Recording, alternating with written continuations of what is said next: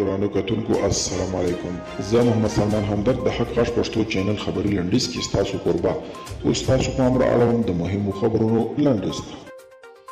د کډوالو نړیوال سازمان په افغانستان کې د بېځایه شوو او کډوالو وضعیت د جدي اندېښنې وړ بللی. د کډوالو نړیوال سازمان مشر فیلیپو ګراندي د یو رسمي سفر په لړ کې د افغانستان له څو ولایتونو لیدنه کړې.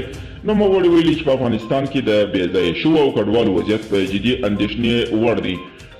امریکا د افغان سولې په تړاو د پاکستان د ژمنتیا هرکلی کړی دی. د افغان سولې لپاره د امریکا د بهرنیو چارو وزارت ځانګړي استازی زلمي خلیلزاد په تازه ټویټ پیغامونو کې ویلي د افغانستان او پاکستان ترمنځ په اړیکو کې له تازه انکشاف هرکلی کوي. ولسي جرګې کې د نوماند وزیرانو د باور رای ورکولو پروسه کې نن د کرنې او مالدارۍ وزارت نوماند، اطلاعات او فرهنګ وزارت نوماندان او د ملي امنیت عمومي ریاست نوماند خپل راتلونکي پروګرامونه وړاندې کوي. او د روسیې ولسمشر ولادیمیر پوتین وایي هغه چمتو دی چې د امریکا د متحده ایالاتو له هر ولسمشر سره کار وکړي، خو لا هم چمتو نه دی د ولسمشر منتخب جو بایډن د ټاکنو بریا په رسمیت وپېژني.